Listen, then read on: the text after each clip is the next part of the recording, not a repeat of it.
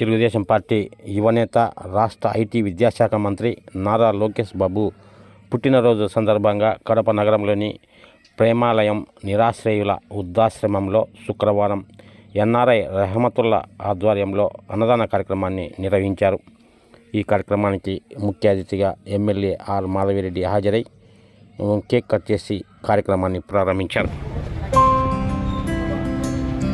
Happy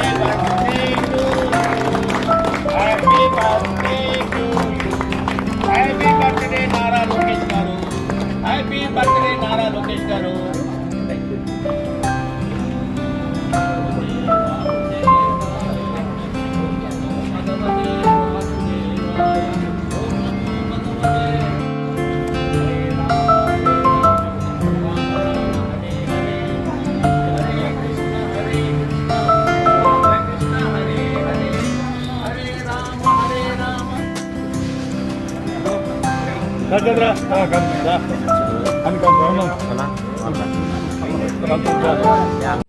Telugu Desam party NRI Rahmatullah ఈ సందర్భంగా మీడియాతో మాట్లాడుతూ, తెలుగుదేశం పార్టీ జాతీయ ప్రధాన కార్యదర్శిగా పగ్గాలు చేపట్టి నేడు ఆంధ్ర రాష్ట్రంలో ఐటీ మంత్రిగా కొనసాగుతూ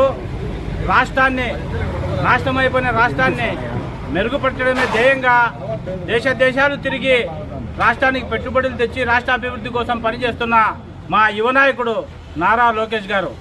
ఈ సందర్భంగా నేను కొంతమంది బులుగు బ్యాచ్కి ఒక విషయం చెప్పదలుచుకున్నా. కొంతమంది నిన్న మొన్న సోషల్ మీడియాలో మరియు మీడియా ముందరకు వచ్చి ఏం మాట్లాడతానంటే ప్రజాభూములు అప్పనంగా అంటగడుతూ నువ్వు ఎంత ఇదిగా అహంకారంగా మాట్లాడుతున్నావని మాట్లాడతాను. నేను చెప్తాను, వాళ్ళకు నిజాయితీ పరుడుకు నీతిగా ఉండేవానికి ఎప్పుడు అహంకారం ఉంటుంది. మా నాయకుడు ఏం వాళ్ళ సొంత పనుల కోసమో వాళ్ళ బంధువులకో భూములు కేటాయించరా.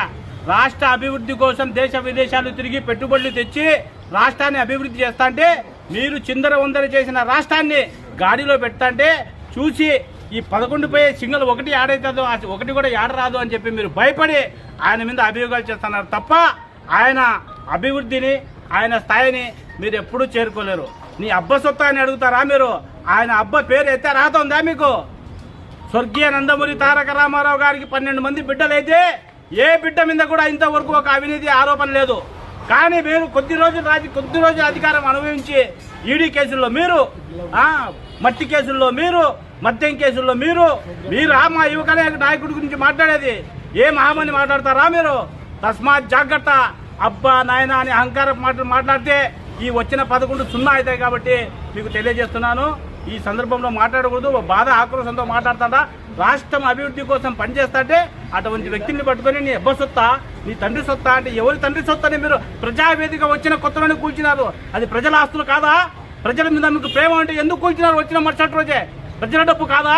మీరు ఆ ప్రజల మీద ప్రేమ చూపించేది.